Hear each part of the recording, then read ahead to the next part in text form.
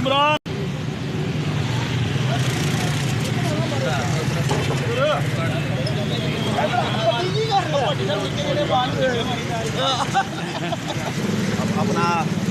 अपना सारे आ गए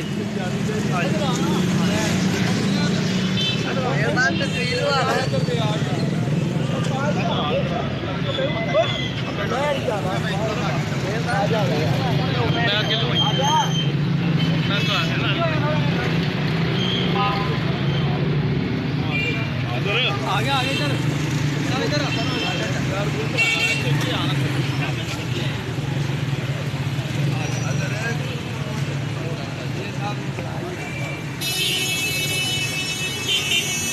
चलो जी, थैंक यू जी। बनाइए आप भैया एक मिनट वीडियो बना लो।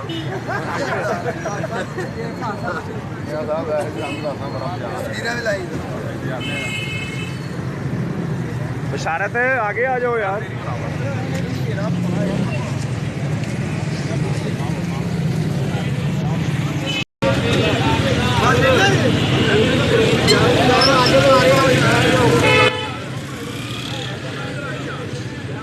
इलेक्शन से फरार की कोशिश इख्तियार कर रही है। बहरहाल हम इलेक्शन से फरार होने वाले नहीं हैं। हम इंशाल्लाह ताला भरपूर इलेक्शन भी लड़ेंगे और इसमें कामयाब भी होंगे।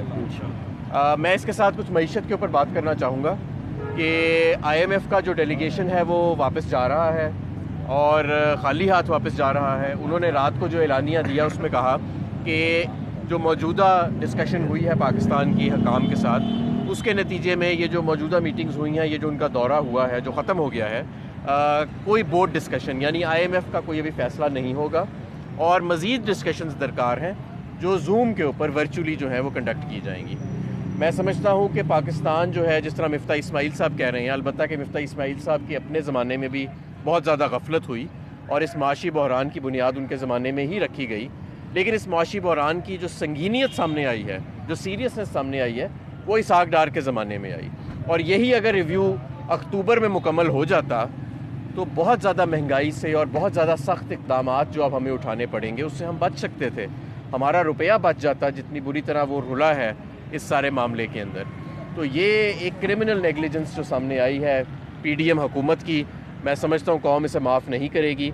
और इसकी आड़ में छुप के अब कहना कि जी हम इलेक्शन डिले कर देंगे, याद रखें कि जनरल ज़ियाउल हक भी 90 दिन के लिए आए थे और 11 साल हुकूमत कर गए।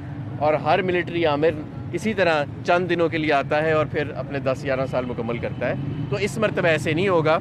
इस मरतबा कानून और आइन के मुताबिक ही फ़ैसले होंगे और हमें आला अदलिया से भी यही उम्मीद है और इंशाअल्लाह ताला उनमें हमें फ़ेथ है कि वो आइन और कानून के मुताबिक और जमहूरी तकाज़ों के मुताबिक ही तमाम फ़ैसले करेंगे।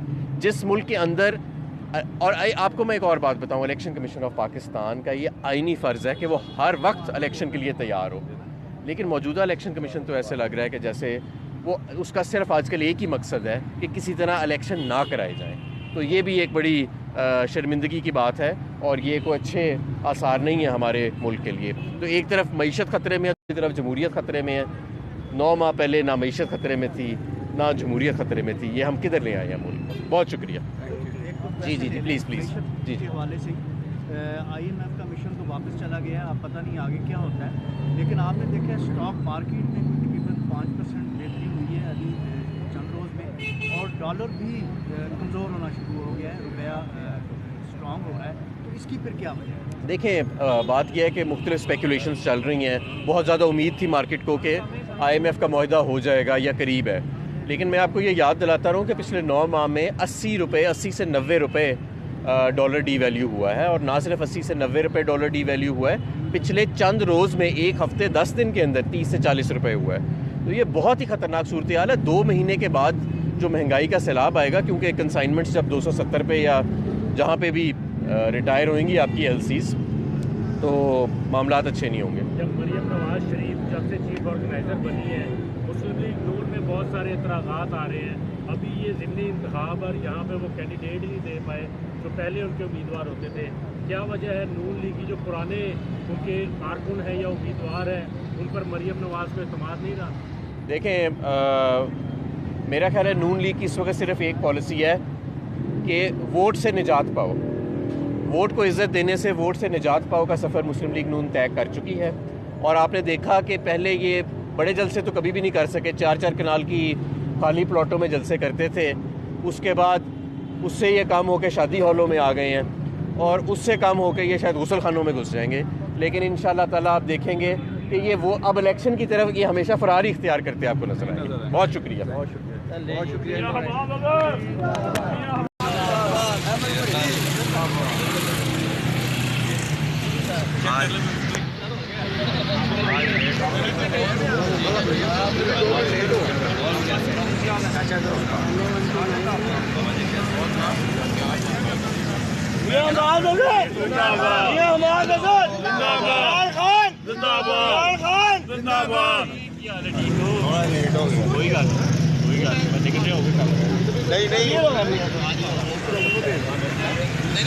देखा ही नहीं मुझसे तरफ निकल आया।